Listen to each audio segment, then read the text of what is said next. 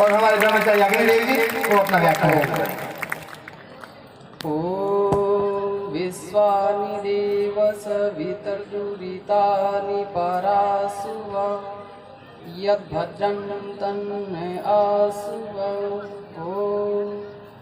मंच पर उपस्थित सभी विद्वज्जन, मेरे सामने बैठे सभी ब्रह्मचारी, अनेकों गांव से आए हमारे बुजुर्ग माताएं बहनें, सभी को सादर नमस्ते।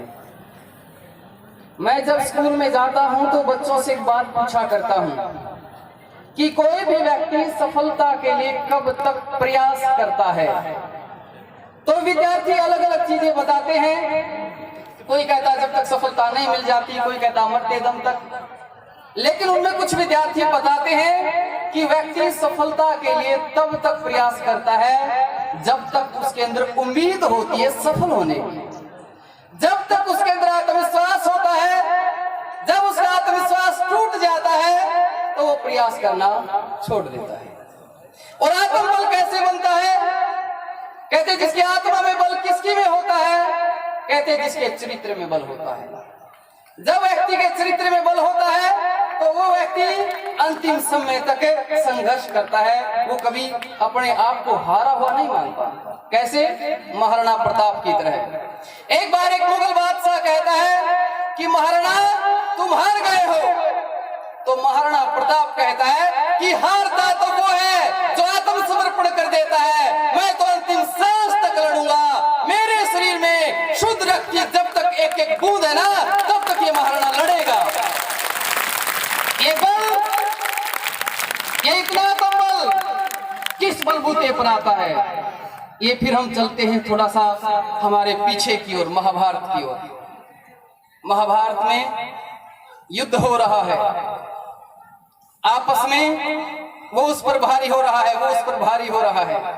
और एक नौजवान 176 वर्ष के बुजुर्ग के पास आकर के कहता है, पितामह क्या हमें युद्ध में विजय प्राप्त हो जाएगी? 176 वर्ष के बुजुर्ग आदमी के पास एक नौजवान आकर के पूछता है।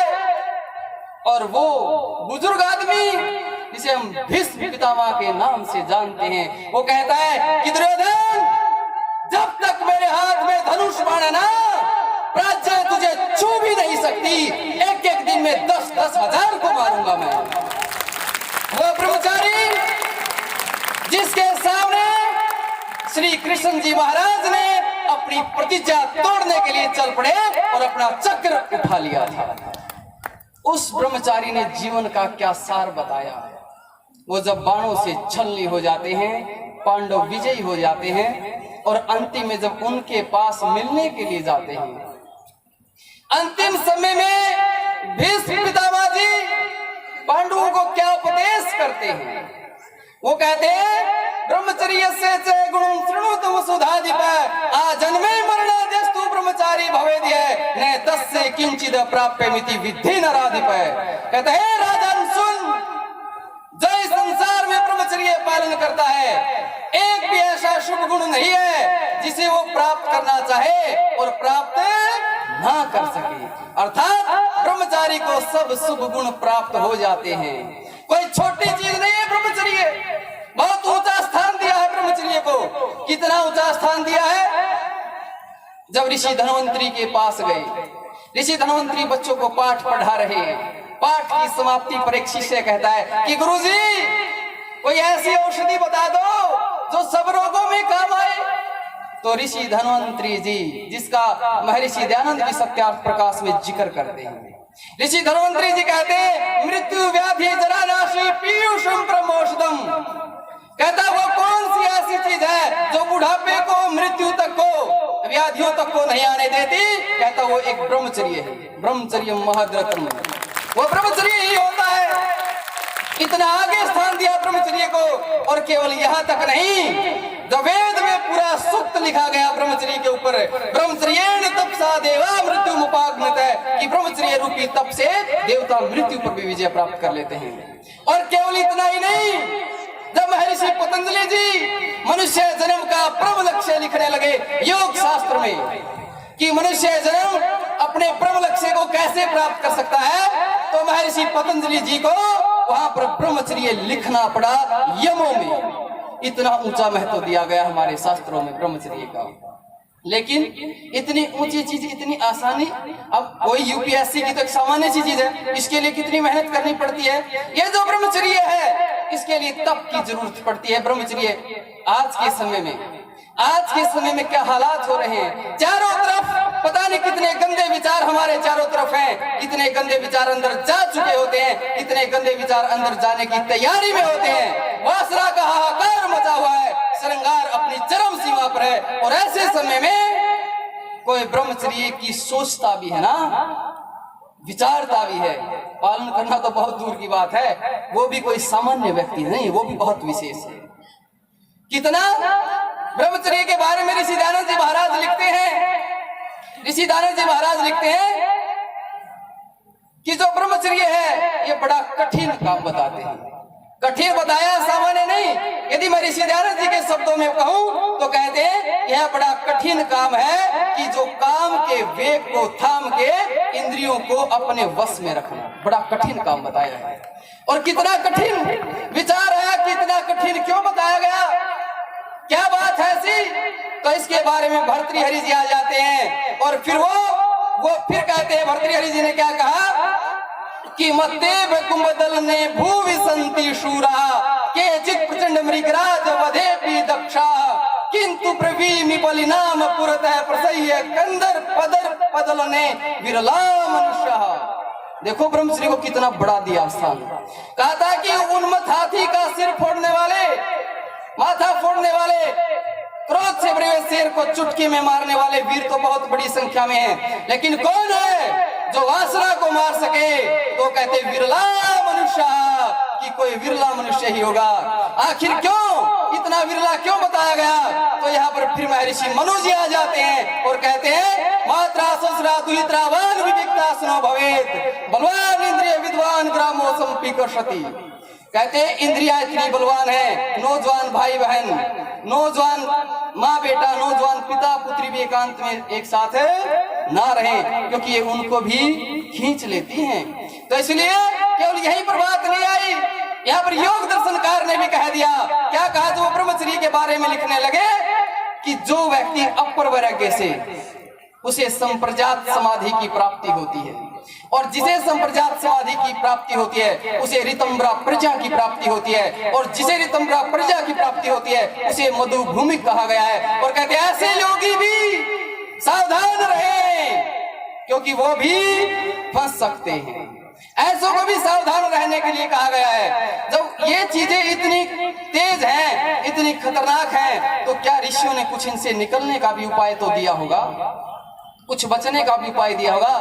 मैं कहता हूँ सत्यार्थ प्रकाश का द्वितीय समास पढ़ना, कि आज जो चीज इतनी कठिन है, क्या हमारे देश में कोई चरित्रवान नहीं होता था, क्या हमारे देश में कोई ब्रह्मचारी नहीं होता था, इतना कठिन क्यों बताया गया। तो महर्षि मनु जी सत्यार्थ प्रकाश के 11वें समास में महर्षि मनु जी का श्लोक ऋषि दयानंद जी लिखते हैं, और महर्षि मनु जी कहते हैं, हे पूरे संसार के लोगों आओ और आर्यावर्त में जन्मे लोगों से अपने अपने चरित्र और अपने अपने आचरण की शिक्षा ग्रहण करो। अर्थात पूरे संसार को चरित्र की शिक्षा देने वाले हम हैं। यदि हम छांदोग्य उपनिषद में जाएं तो वहां पर भी एक राजा घोषणा करता है ऋषि के सामने कि मेरे राज्य में कोई चरित्रहीन पुरुष नहीं है, तो नारी कहां से होगी। अरे इतना चरित्रवान मेरा राष्ट्र रहा, तो कारण क्या था इसके पीछे, बस कारण बताकर मैं वाणी को विराम दूंगा। कारण क्या था, मेरा राष्ट्र इतना श्रेष्ठ क्यों, तो इसकी शुरुआत महर्षि दयानंद जी सत्यार्थ प्रकाश के द्वितीय समलास में लिखते हैं। द्वितीय समलास सत्यार्थ प्रकाश यहाँ है, आप लेकर के जाना, हर किसी को पढ़ना चाहिए। सत्यार्थ प्रकाश वो पुस्तक है वो जीवन को खोल देती है। तो सत्यार्थ प्रकाश के द्वितीय समलास में ऋषि दयानंद जब माँ बच्चे को शिक्षा देने की बात करते हैं, तो वहां कहते हैं कि माँ अपने बच्चों को शिक्षा दे कि वो अपनी उपस्थ इंद्रियों के साथ कुचेष्टा ना करे, उनके साथ स्पर्श मर्दन ना करे। इससे क्या होगी, उसके अंदर नपुंसकता आ जाएगी। और भी कई चीजें लिखते हैं, यानी कि माँ अपने बच्चों को ब्रह्मचर्य की शिक्षा देती थी। ब्रह्मचर्य के लाभ बताती थी। सत्यार्थ प्रकाश के द्वितीय समलास के जब अंतिम पृष्ठ पर जाते हैं, वहां पर ऋषि दयानंद जी ब्रह्मचर्य के लाभ बताते हैं, ब्रह्मचर्य पालन कैसे हो ये बताते हैं, और ब्रह्मचर्य नाश से हानि कितनी बड़ी हो जाती है ये बताते हैं। तो यहाँ पर पहली भूमिका किसकी लिखी? माँ की। और जब तक इस देश में माँ की भूमिका रही है, माताओं सुन लेना ध्यान से, जब तक इस देश में माँ की भूमिका रही है तो श्री राम जैसे पुत्र जन्मे हैं, यहाँ पर श्री लक्ष्मण जी जैसे पुत्र जन्मे हैं, यहाँ पर पुत्रों को माँ के नाम से जाना जाता था। ये गंगा पुत्र भीष्म है, ये कुंती पुत्र अर्जुन है, ये अंजनी पुत्र हनुमान है। यहाँ पर माताओं के नाम से उनके पुत्रों का परिचय होता था जब जब माताएं अपने बच्चों को शिक्षा देती थी। और क्या होता था? कहते हैं जब रामायण में बता रहे थे, रामायण में करता हूं समझ, क्योंकि थोड़ा सा जल्दी रामायण में रावण को मार दिया जाता है। अब मैं माता पिता की भूमिका बता रहा हूं, बस मैं अंतिम उस पे हूं, ज्यादा लंबा नहीं खींचूं, मुझे पता है। अंतिम समय में रामायण में रावण को मार दिया जाता, उसकी पत्नी मंदोदरी मिलने के लिए आती है। अब मैं चरित्र में बता रहा हूँ, चरित्र में किसका योगदान होता है। जिस ब्रह्मचर्य को ऋषियों ने इतना ऊंचा स्थान दिया है, उस ब्रह्मचर्य को सामान्य से पालन कराने वाले कौन होते हैं, मैं ये बताने वाला हूँ। मंदोदरी आ जाती है मिलने के लिए। श्री राम और लक्ष्मण हंस हंस कर बात कर रहे थे तो एक नारी को देखकर गर्दन नीचे कर लेते हैं, वाणी को सीमित कर लेते हैं। उस समय मंदोदरी कहती है, क्या कहती है कि धन्य राम तो माता, धन्य राम तो पिता, धन्य राम तो वंश प्रधारण्य पश्यति। हे राम तेरी माँ धन्य है, हे राम तेरा पिता धन्य है, हे राम तेरा वंश धन्य है कि तू प्राय स्त्री तक को नहीं देखता।